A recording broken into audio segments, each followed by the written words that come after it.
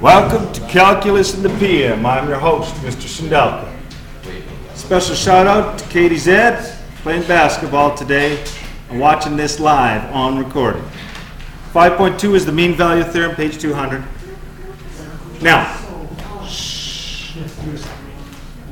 let's take a look at this.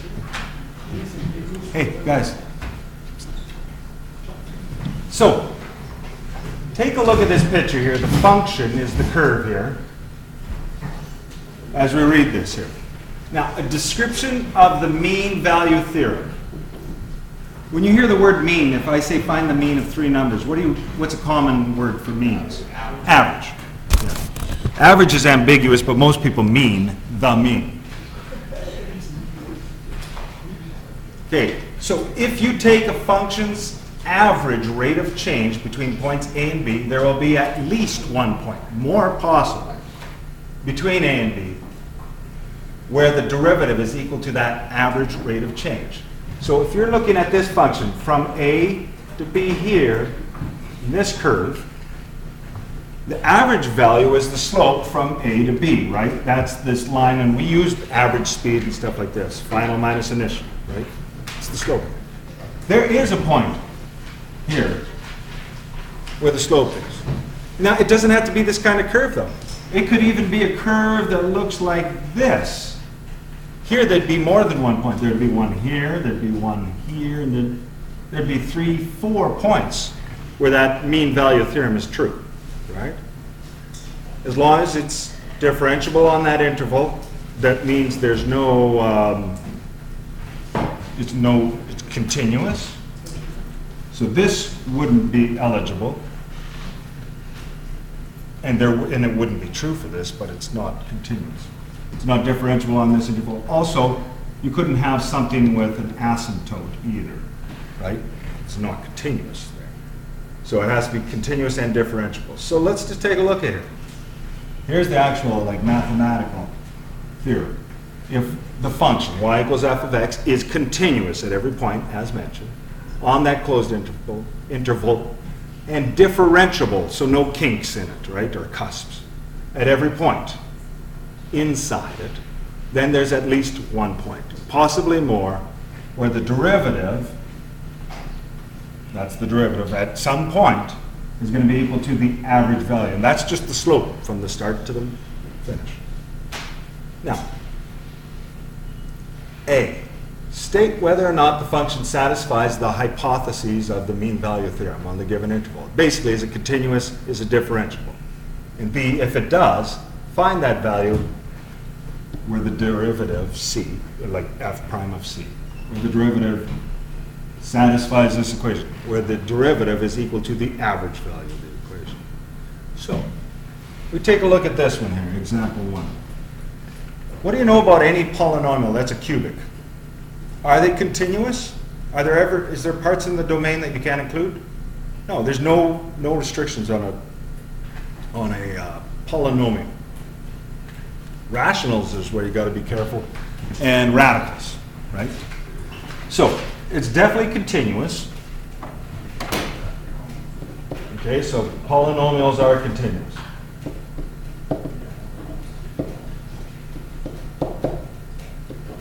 And what do you know about polynomials like this?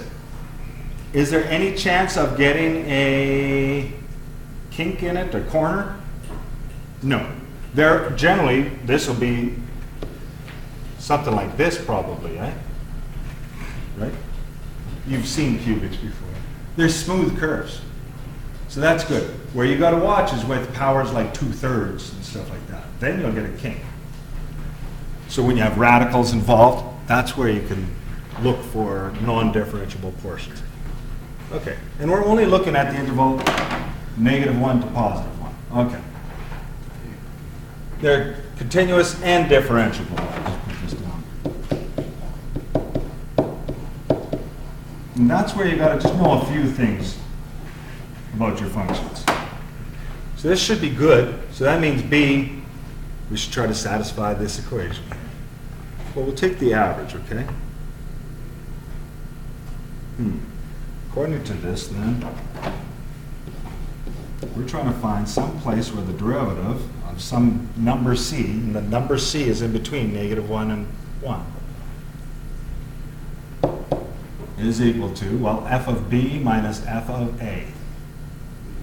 In this case, b and a is 1 and -1, right? From here. So what is f of 1? You could probably just do this in your mind here. Well, I'll just write it out first. F of, you don't have to, I wouldn't recommend it. But f of 1 minus, where was I? F of -1. Oliver, 1 minus -1. Okay. Taking a look at this function here. So I put this positive 1 in there. So it's 4 minus 1 plus 5.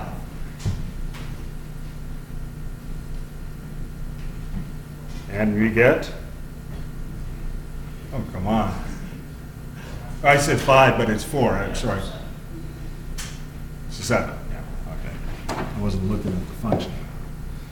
And then the -1 tossed into this. So we got -4 there, minus 1, plus 4. You get minus -1, right? And you do the arithmetic. Minus -1. By the way, on the bottom, that's 2. 1 plus 4. So we've got 8 over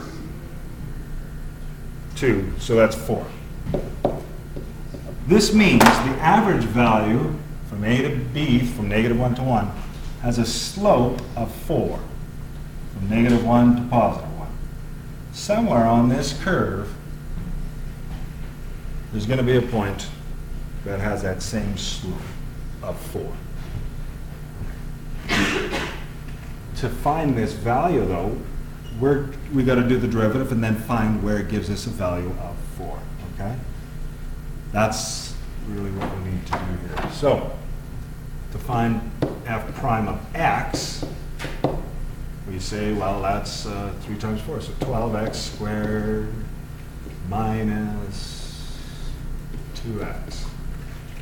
Stop me if I make a mistake. Now, we're not interested in that. We're interested in some number c, right? F prime of c. And we know f prime of c should equal 4. So when 12c squared, that's the actual number we're looking for, 2c.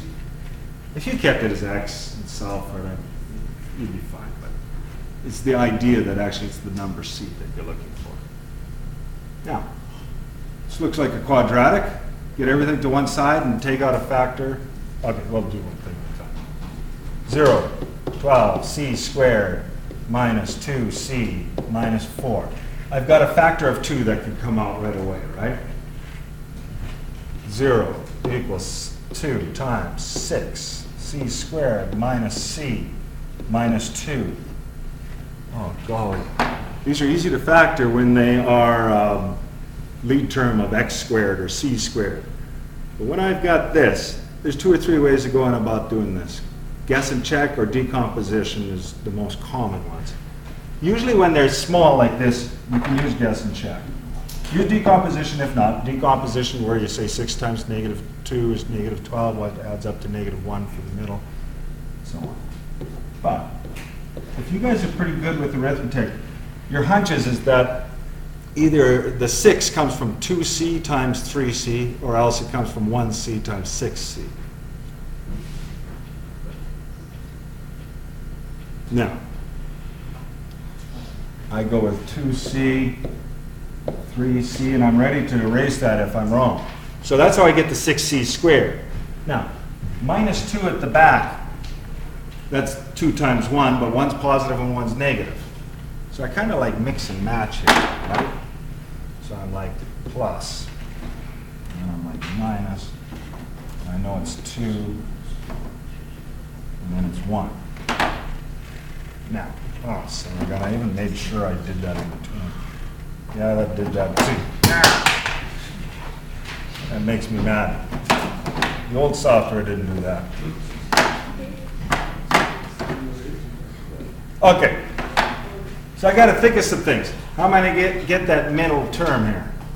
So what if I had it this way around? And I'm prepared to erase it. I had it this way around, what is it? This is 4 and minus 3. I get a positive c in the middle, right? That's no good. So obviously I've got to do the old switcheroo. Maybe not. Do you guys see this? Like, I think this. I actually wouldn't write this out, but this is what I think. If I did it this way, I definitely get the 6c squared, right? And then I got minus 2c rats. This ain't going to work, is it? Because then I get 6c. What should I do? Swap my numbers. Okay. Now, use decomposition if this. Honestly, it doesn't take me this long. I just sit and think about it for a second. But that's after you've practiced. In the long run, this is quicker for small numbers. Decomposition is fine, though, and it works all the time. I'm just showing you. You guys have used this before? Yes. The guess and check? But do you guys prefer decomposition? Yeah. Decomposition never fails, but it takes up 2 lines of space usually, and it's fine. I'm just showing this because if you get in the mode of guess and check, and you can do it fast, you're good. So this is the one that works, by the way. Okay. And you can multiply it out in your head and just check that. Anyways, so the 2 solutions for C, and do they both fall on the interval? So if we set this factor, 2c plus 1 equals 0, to give us a 0, that means negative 1/2.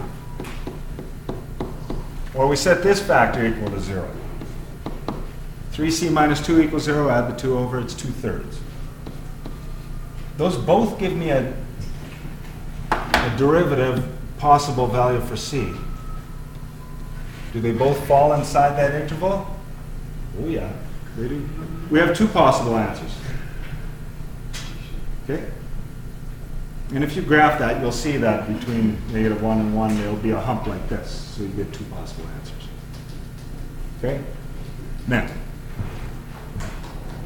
I'm going to stop for today and ask you, I wonder if number 3, page 202, is actually easily doable along those lines.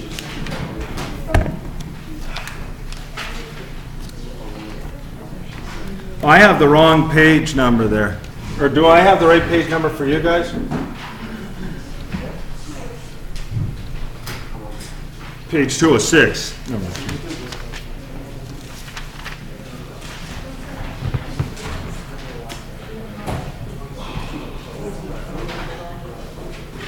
Oh yeah.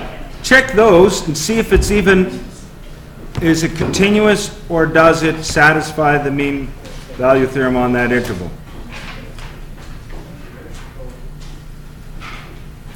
What are we matching those to?